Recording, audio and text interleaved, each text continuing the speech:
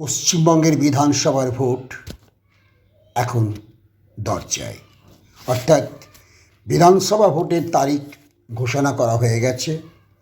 প্রতিটি রাজনৈতিক দল তাদের প্রার্থীপদ ঘোষণা করেছে এবং এ নিয়ে এখন চুলচেরা বিশ্লেষণ চলছে। দেখুন, যারা রাজনৈতিক বিশ্লেষক তারা রাজনৈতিক দৃষ্টিকোণ থেকে বিশ্লেষণ করবেন, কিন্তু আমি কোনো রাজনৈতিক দৃষ্টিকোণ থেকে বিশ্লেষণ করছি না। আমি করছি জ্যোতিষতন্ত্রের অনুসারে, অর্থাৎ বিভিন্নভাবে পশ্চিমবঙ্গের যে রাজনৈতিক ব্যবস্থা তাতে গ্রহ নক্ষত্রের ফেরে কী হতে পারে তা নিয়ে আমার আলোচনা। কিন্তু আজকের আলোচনা হচ্ছে আমাদের বিরোধী দলনেতা, পশ্চিমবঙ্গের বিরোধী দলনেতা শুভেন্দু অধিকারীকে নিয়ে। শুভেন্দু অধিকারী, যার জন্ম তারিখ হচ্ছে 15ই ডিসেম্বর 1970, এই জন্ম তারিখ অনুসারে কিন্তু আমি বিভিন্ন বিচার বিশ্লেষণ করে থাকি। প্রথমেই বলি, আপনাদের যদি কারো এই নিয়ে জানার থাকে বা জানতে চান তাহলে অবশ্যই আপনার জন্ম তারিখ যদি দেন তাহলে আপনারা অতি অবশ্যই আমাকে হোয়াটসঅ্যাপ করতে পারেন। আমার হোয়াটসঅ্যাপ নাম্বার হলো 8900169918। এই হোয়াটসঅ্যাপ নাম্বারে হোয়াটসঅ্যাপ করবেন, জন্ম তারিখ দেবেন এবং আমি আপনার বিভিন্ন বিষয়গুলি বিশ্লেষণ করে দেব। তার জন্য অবশ্যই কিন্তু এটা ফিজ লাগবে।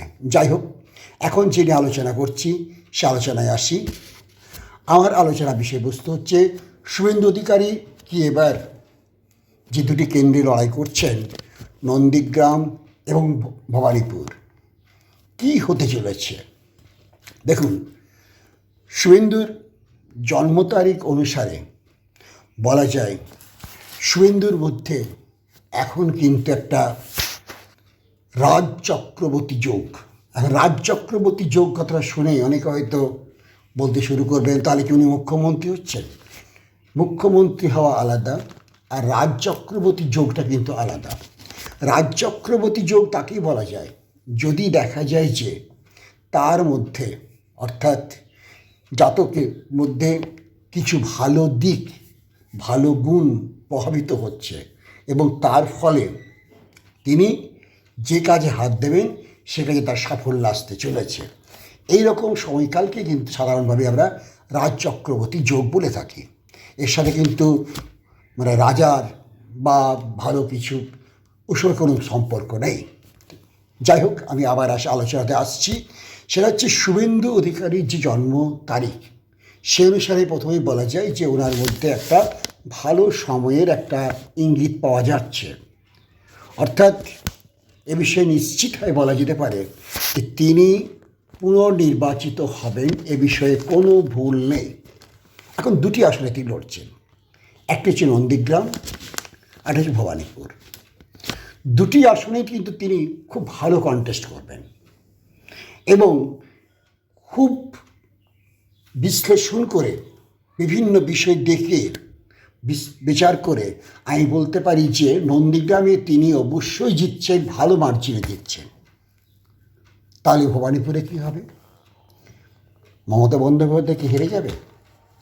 এ নিয়ে কিন্তু আমি পরবর্তীকালে আরেকটা এপিসোড করব, সেখানে আমি মমতা বন্দ্যোপাধ্যায়ের জন্ম তারিখ অনুসারে বিশ্লেষণ করে জানাবো। আজকের মতো বলি, ভবানীপুরে কিন্তু এবার দারুণ কন্টেস্ট এবং এই কন্টেস্টে তুল্যমূল্য বিচারে শুভেন্দুর পাল্লা হয়তো খুব ভারী নয়, কিন্তু আগামী দিনে শুভেন্দুর যে একটা ভালো সময়ের আসছে এ বিষয়ে কোনো সন্দেহ নেই এবং নিশ্চিতভাবে বলতে পারি যে নন্দীগ্রামে তার জয় অবধারিত।